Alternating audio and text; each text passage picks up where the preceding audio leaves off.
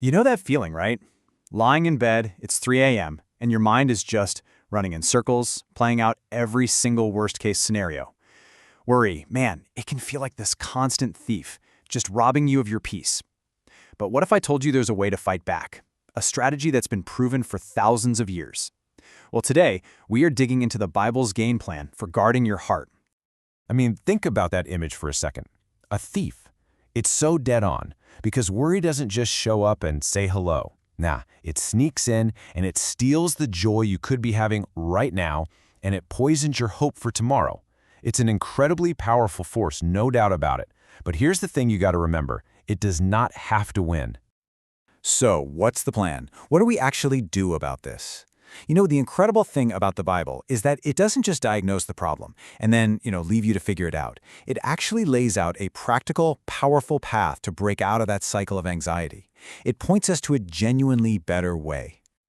Okay, so first things first. If you want to defeat an enemy, you have to understand it. Where does all this worry and fear actually come from? Well, according to Scripture, it all boils down to one critical question. Where is your focus? What are you looking at? And what or who are you really trusting in? This story from Exodus is just a perfect picture of this. So check it out. You've got the Israelites. They are completely cornered. The Red Sea is in front of them, and Pharaoh's entire army is charging up from behind. Their focus? The army, the water, the storm, the immediate threat. And what's the result? Absolute panic. But then God's command is it's totally wild, completely counterintuitive. He says, stand still. He's literally telling them, hey, stop staring at the problem and look at me. It's a total perspective shift from the crisis to the crisis solver.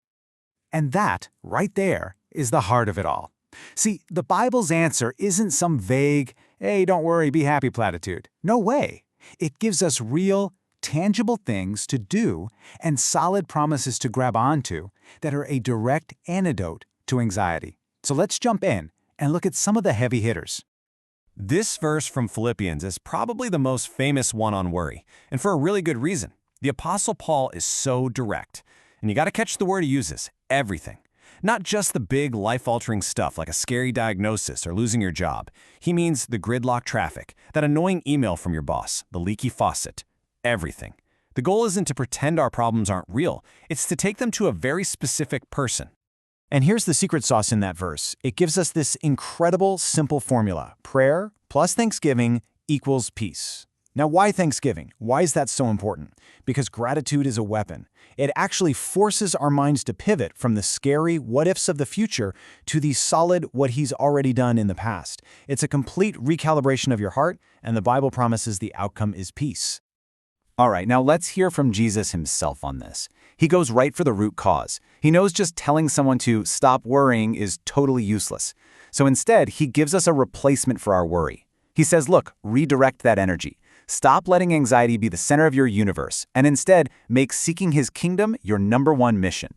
And this is exactly how it works in our day-to-day lives. It becomes a fundamental shift in our priorities. When you become consumed with a bigger purpose, advancing God's kingdom, all those daily anxieties, they just start to shrink. It's not that they magically disappear, but they lose their power. They're no longer the main thing demanding your attention. Oh man, I love this one because it's just so honest. This is King David, a guy who literally had people trying to kill him all the time. He doesn't pretend he isn't afraid. He says, when I am afraid, he admits it right there. I will put my trust in you. This is massive. Trust isn't the absence of fear. Trust is a choice you make, an action you take, right in the middle of feeling scared. Okay, so we get the what now. We need to change our focus, we need to pray, we need to trust. But what about the how? I mean, what do you physically do when that panic starts creeping up your chest? Well, the Bible actually lays out a really practical 4-step action plan. Let's just walk through these real quick. Number 1, pray specifically. Don't just throw up a vague, God, I'm stressed. Name the fear. God, I am terrified about this meeting tomorrow. 2, practice thankfulness. I mean, literally grab a pen and list things you're grateful for. This rewires your brain to see God's faithfulness. 3, anchor yourself in Scripture. Have a verse or two memorized, ready to go so when anxiety starts whispering lies, you have truth to fire back. And finally, number 4, act. Fear paralyzes you. It wants you to freeze. Faith says, I'm scared, but I'm going to take the next small right step anyway. Proving your trust is in God, not your feelings. So what's the reward for all this? What's the big payoff for doing this hard work? Well, it's not just some temporary relief or a fleeting good mood. No, the promise in the Bible is for something so much bigger, so much more profound, a supernatural protection over your entire inner world. And this, right here, is the goal, the peace of God. It's described as a peace that makes absolutely no sense to the outside world. It surpasses all understanding. Just think about that. You can have peace even when your life circumstances are a total mess. And the image used is a sentinel, a guard standing watch. This peace literally stands guard at the door of your heart and your mind, and it refuses to let worry and chaos bust in. And this verse, man, it just wraps it all up perfectly. It tells us to cast, and that word means to hurl, to throw something with force, all our anxieties on Him. Why? How can we do that? The reason is so simple, yet so profound, because He cares for you. This isn't about you earning your peace. It's about you receiving a free gift from a God who is personally and deeply invested in you. So let's make this real. This isn't just some interesting idea to think about. It's a practice.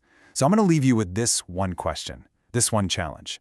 What is the one worry, maybe it's been weighing on you all day, maybe for years, that you will choose right now to hand over to God?